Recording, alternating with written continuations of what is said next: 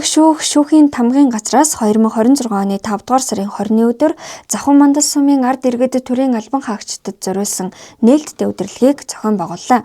Тус үйл ажиллагаа нь Завхан аймагт шүүх болон шүүхийн тамгын газар байгуулагдсны 100 жилийн ойн хүрээнд хэрэгжүүлж буй төлөвлөгөөт ажлын нэг байсан бөгөөд шүүхийн тамгын газрын үйл ажиллагааг таниулах, эрх зүйн мэдлэг мэдээллийг олгох, шүүхэд итгэх иргэдийн итгэлийг нэмэгдүүлэх, соён гээгэрүүлэх зорилготой юм. Удирдлагт тус сумын 56 иргэн оролцлоо. Удирдлагыг 3 хэсэгт хуваан зохион байгуулсан ба эхний хэсэгт шүүхийн бүтэц үйл ажиллагаа, тусгайлсан журмаар хэрэг хянан шийдвэрлэх ажиллагаа, шүүхэд цахимаар өргөдөл, гомдол гаргах талаар танилцуулгыг Завхан аймаг дахь шүүхийн тамгын газрын зохион байгуулалтын хэлтсийн дарга оюун тунгалаг танилцуулсан юм. Танилцуулгын дараа нээлттэй сэдвээр чөлөөт ярилцлагыг зохион байгууллаа. Шүүхийнхаа үйл ажиллагааг сурчлан таниулах ийм сургалт зохион байгуулсан танай хамт олонд баярлан талархнаа илэрхийлье. За энэ сургалтын хүрээнд бол би бас иргэдийн шүүхийн иргэдийн төлөөлөгч ач холбогдол гэж ойлголт төрлөө. Ер нь бол эрх үүрэг цаанаасаа сонгогддгийн байна.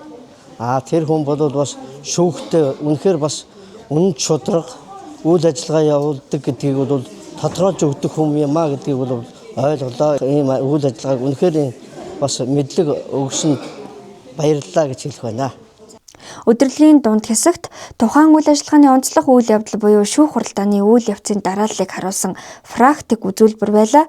Уг үзүүлбэр нь шүүгчийн алах, шүүгчийн өмсгөл зэрэг шүүхийг төлөөлдөг илэл хэрэгслийг танилцуулах, шүүх хуралдааны дэг, шүүх хуралдаанд оролцогчдын эрх үүргийг танин мэдүүлэх зорилготой байсан ба улсын яллагч, өмгөөлөгч, шүүгч, шүүх хуралдааны нарийн бичгийн дарга, шүүхийн иргэдийн төлөөлөгч, дэг сахиулагч зэрэг онцлог хүмүүсийн чиг үүргийг тодорхойлон тайлбарлаж өглөө. Мөн үзүүлбэрийн үеэр удирдлагт оролцсон иргэдээс практик үзүүлбэрт хамтран оролцох нэг иргэнийг сонгож шүүхийн иргэдийн төлөөлөгч хэмээх дүрээр оролцуулсан нь илүү ойлгомжтой, сонирхолтой байсан гэж иргэд сэтгэлээ олцож байлаа. Шүүхийн тамгын газраас зохион байгуулж байгаа өнөөдрийн хууль, шүүхийн анхан шатны тодорхой хэмжээний мэдээлэл өгсөн бас маш баяртай байна.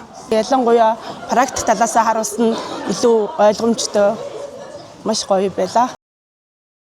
Удирдлагын төгсгөл хэсэгт тухайн үйл ажиллагааны турш олгосон мэдлэгээ сорих зорилгоор танин мэдхийн алтан хонх тэмцээнийг нийт оролцогчдын дунд зохион байгууллаа.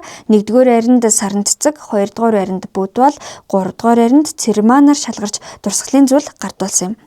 Удирдлагыг Завхан аймаг дахь Сомдондын анхан шатны шүүхийн шүүгч Инх Туяагаар ахлуулсан 9 хүний бүрэлдэхүүнтэй баг зохион байгуулсан юм.